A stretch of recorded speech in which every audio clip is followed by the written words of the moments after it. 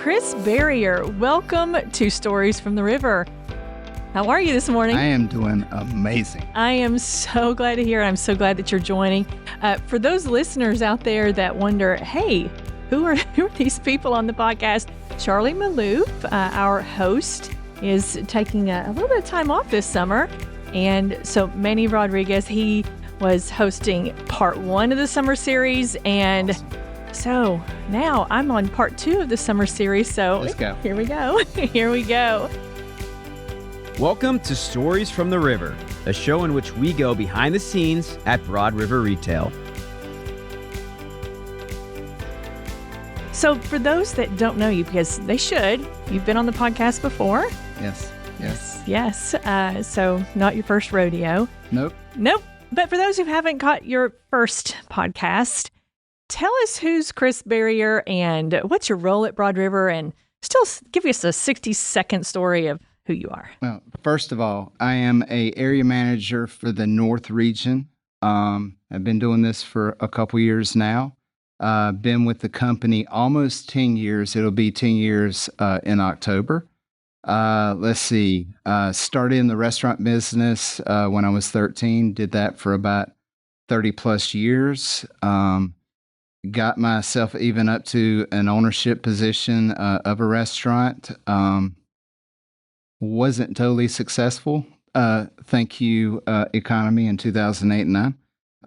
But it is what it is. And you always go through journeys and paths, and sometimes they're unexpected, and it led me here. And it's probably one of the best decisions I ever made of saying, yes, I want to be a part of this company. Wow. That's a great testament. Absolutely. Right. So failing, first attempt in learning. So you learned a lot. Yes. And so you learned what you didn't want to do. And now you're here, and such a passion for the company, such a passion for your people. And so we're going to talk a little bit today about the things that makes us a little different at Broad River, our memory makers and our community outreach programs. So first, let's talk about the Operation Sandwich. This is why we're here. We're going to talk a little bit about that, and then also about some of the other programs that your people have a passion for, because it's the list is long and wide.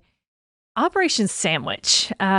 So this occurred in 2020, I believe, if you keep me honest here. So back in 2020, we had a United in Purpose series, and it was a crazy year, and we got our folks together and started having a Purpose series. And we had a speaker on by the name of Kathy Iser, and she was a author of the 100-Story Home, and she is well known here in the Charlotte community. And our memory makers came to us and said, hey, we love her story. We love her passion. You know, they have a need for these transitional homes. We have furniture. So what can we do? So tell us a little bit about Operation Sandwich and what that connectivity is here in the Charlotte area. We wanted to, our company is so big about giving back. And, Renee Bradley behind the scenes working with Lindsay Childers at the time, and I'm sure a few others, wanted to find a way, because I think during that moment of purpose, when she was telling her story about not finding her purpose. And so when she started this outreach program and getting the home built to help all these people on the streets, it got to the level when we found out that they would do, she was giving us stats about how many meals were made, and people helping in the community were helping provide these meals. And that's kind of where it came from. So we reached out to get that started. And it first started with 300 sandwiches. And I believe we did that for about 3 months. And then it stepped up to 300 meals. Wow. So what's in a meal? Tell me what's in a meal. Okay, so 2 sandwiches. Okay. That has meat, bread, and cheese. It has a bottle of water, a flavor packet, some chips, a fruit cup, and then, of course, the fork napkin kit. Okay. The way it went from there is started getting involved, and it was going to grocery stores. It was ordering stuff on Amazon, all these different things. And when we started getting to the bigger level of making these 300 meals, it was that's when my restaurant background kicked in. We need to create assembly lines and get all this stuff established. Somebody needs to do all the bags as far as getting the waters in, the silverware and all this stuff, while the other group of people were making sandwiches. And we kind of meet in the middle of finishing up the meals, and that's how it kind of developed. Yeah. So I've actually witnessed one of these I'll call it a build day, the sandwich and the meal builds. It's pretty impressive. It is. It is literally like a manufacturing line. So it is, right? It is. So tell me, how do you get people to, are they the same people that come in to help? You got more? Is it growing? Tell me a little bit about that and the process. So first it started out, for setting us up, I would say the GMs got involved. And Renee was the backbone of this as far as making sure that, we have to give back so many hours each year as far as giving back. And this was one of the ways to do it, and for a great cause and a great organization. And so it started there. I think there was one month we did all the REMs, but as it went along, it really was mainly the GMs. But everybody kept walking by, including you. Yes. And other departments, people in ops, HC, and they started joining in. Does that always go perfectly? No, life happens.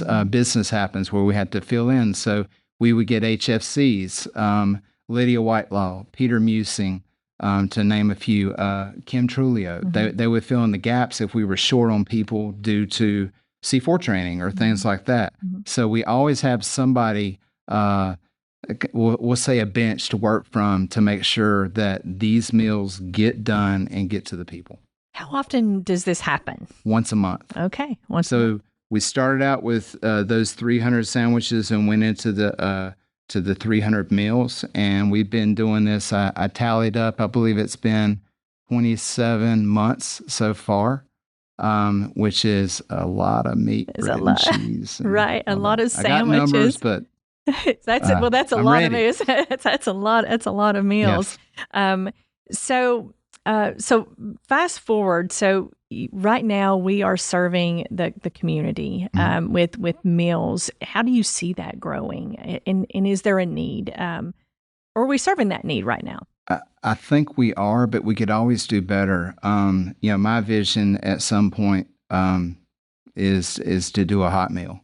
Okay. We could do all kinds of things, whether it's barbecue, whether it's chicken, whether it's doing chicken and dumplings or some type of stew or soup in the cold months, that kind of thing. And we've done those types of things here recently. We're always giving back to the community, and I know that was Charlie and Manny's vision to make sure that we make a footprint in the community. And this is not the only thing that we do. There's so many other things that we do, but this is one that our GMs in the North, we love doing this. We enjoy it. It's purposeful, giving back. And we talk about furnishing life's best memories. Right. And it's not just the customers that come through our doors, but it's the community. It may not create a true memory for somebody, but having a full stomach makes the day a lot better to me. Right. And knowing that we do that is special. Yeah, well, that's incredible. And I've been able to witness this program grow, and it's been extremely impressive. And Renee, what a force, fierce force of nature she is. You don't tell her no when it comes to giving that kind of thing. You don't. That's right. But we want to. It's not just about making her happy. It's we know we're doing good. And that feels good. Yes, it sure does.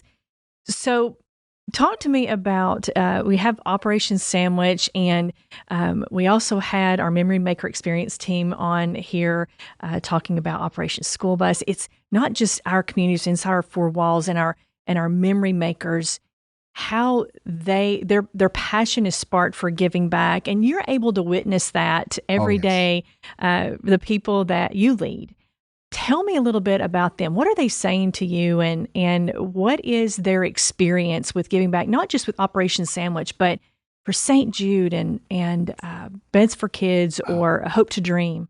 It's amazing. I remember there, and I can give you story after story here because it's in here and it's never going to go away, and it's in here as well. But just like us, with Beds for Kids, we pulled out of one of our meetings, one of our RX meetings, and all the GMs we went to. We went uptown. There was a building that had been purchased from Johnson C. Wells because of COVID. They had to close down one of those buildings, and it was slap full of beds and desks. And Beds for Kids, either they were reached out, I would guess somebody reached out to them knowing their needs. And we went into that building. It was an 8-story building. And we went in there. There were guys already unscrewing the metal frames. There was these 6-inch mattresses on there, and these metal frames were connected to solid wood headboards and footboards. And we carried 5 floors of that, 15 to 1,700 beds out of there, and it was not light work. And it was in the middle of the summer. Oh wow! There's no air conditioning. And I probably dropped, I know I look like I dropped weight, but I probably dropped 2 or 3 pounds in sweat that day. So we worked our butts off. And it was so fulfilling. I thought I was going to be so sore the next day, and I wasn't. And I was so happy that we made, I felt like we made a change that day. That's just one thing. Doing the school bus, as far as we're helping our own people in our that work for us, whether it's in the warehouse or whether it's some of our HFCs that are new or still struggling that need help with school supplies for their kids. The other one is when we give back during Christmas, and everybody they put down the ones that need help. They put that on an ornament that hangs on the trees, and that moment, we saw that in our North region. I know the rest of the regions did it as well, but the giving of iPods and gift cards and all those, just thousands and thousands of dollars that were donated from their own wallets and their own hearts to give back to make sure kids had a great Christmas. And then St. Jude's. Mm-hmm. What we do each month, asking for those donations, and it's taken to another level. It's not just $25 to get a certain discount, whether it's 20, used to be 25%, now it's 20%. Mm-hmm.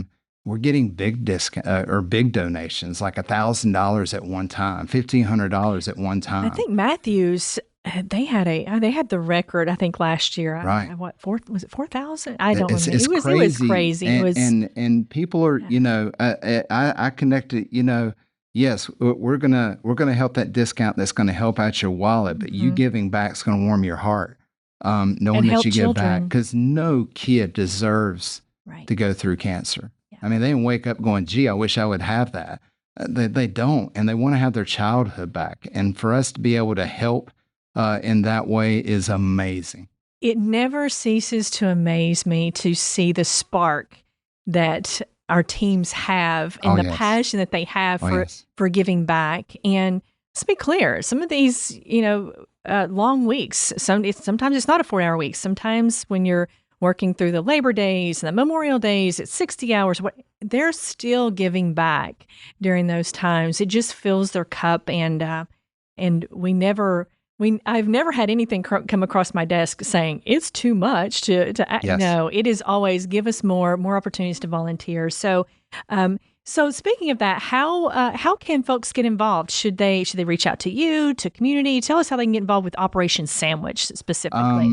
Absolutely. You can reach out to me, cberrier@shopashley.com. Okay. You can do that for sure, or reach out to you. Sure. Community at shopashley.com. There you go. There you go. There you go. We'll plug it. We'll take all the help, donations, anything like that you want to give. This is huge. I think we're doing a lot of good because it's what we are. Yes. We are a giving company. I think the new HFAs that come on are blown away about how much that we do give back, and it's exciting. I get hyped for that because I put in all the orders. I go pick all that food up, set it up in the break room. Generally, is where we've been doing it here lately. And I get excited. I can tell you before I got it set up working with a Sam's, if I'm allowed to say that. Sure. Before it was going to grocery stores, and I would go to Walmart's, I would go to Food Lines and stuff like that. And I would get weird stares when I got 40 loaves of bread in a buggy, and they would go, "Have a large family. What are you doing?"